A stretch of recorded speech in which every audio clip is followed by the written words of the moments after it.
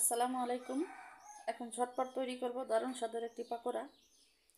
সামনে রমজান মাস আসছে, এভাবে আমরা পাকোড়া তৈরি করে খেতে পারি ইফতারে। খুবই সুস্বাদু, চটপটা, বানাতে খুবই সহজ, খেতে দারুণ মজা। আসুন রেসিপিটা শুরু করা যাক।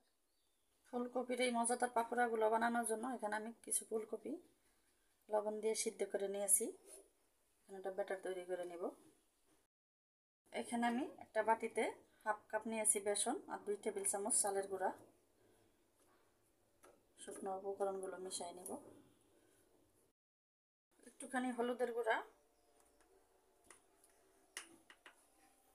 একটু ধনিয়া গুঁড়া, একটু জিরার গুঁড়া, একটু মরিচের গুঁড়া, সামান্য গরম মশলার গুঁড়া, স্বাদ মতো লবণ। শুকনো শুকনো উপকরণগুলো মিশিয়ে নিব।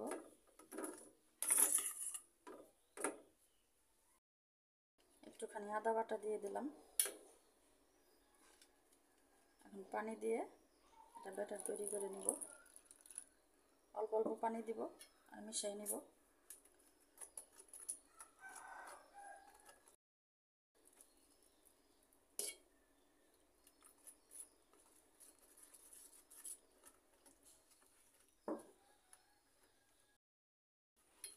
ব্যাটারটা তৈরি করে নিয়েছি, বেশি পাতলাও না বেশি ঘনও না, দেখতে পাচ্ছেন।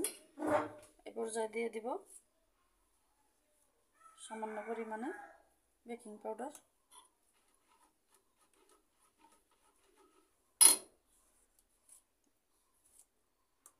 একদম অল্পটুকু দিব বেকিং সোডা। বেকিং সোডাগুলো দিলে ভালো হয়, মুচমুচে আসে।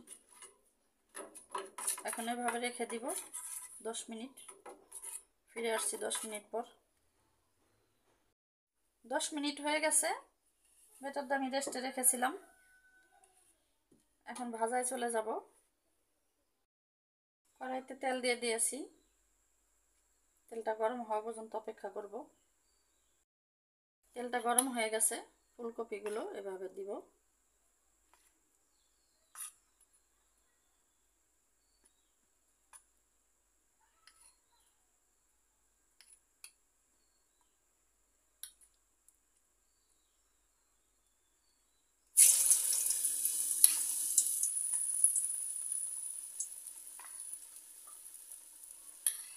হাতও ব্যবহার করতে পারেন।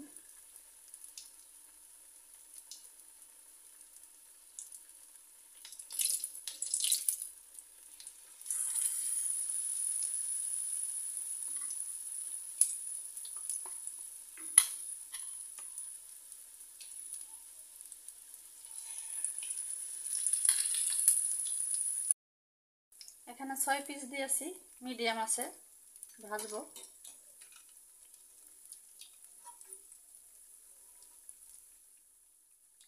একটা সাইড হালকা লাল হয়ে আসলে উল্টায় দিব।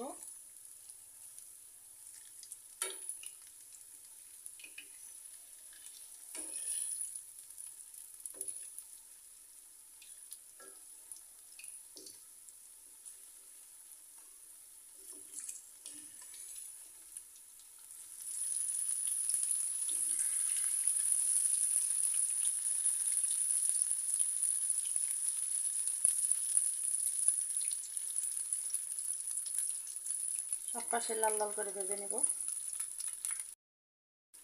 এভাবে উল্টে পাল্টে সব সাইড লাল লাল করে ভেজে নিয়েছি। এখন তুলে নিব। তোলার জন্য আমি একটা হাতল ব্যবহার করব। এক্সট্রা তেলটা ঝরাই নিব।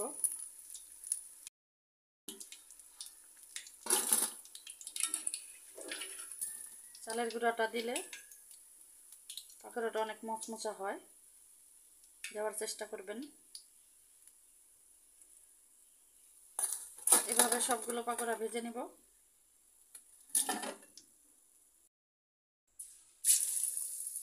সবগুলো পাকোড়া আমি তুলে নিয়েছি ভেজে। দেখতে পাচ্ছেন কতটা মুচমুচে হয়েছে, দেখতে কতটা লোভনীয়, খেতে অসাধারণ মজা হয়। এভাবে ফুলকপি, এখনও ফুলকপি পাওয়া যায় বাজারে, অনেক দামও কম, বানিয়ে আমরা খেতে পারি। সামনে রমজানের মাস আসছে, রমজানও আমরা ইফতারিতে এই রেসিপিটা তৈরি করে খেতে পারি। আশা করি এই রেসিপিটি আপনাদের কাছে ভালো লাগবে। আমার মতো এরকম করে পাকোড়া তৈরি করে খাবেন, খুব ভালো লাগবে। সবাই ভালো থাকবেন। আল্লাহ হাফেজ।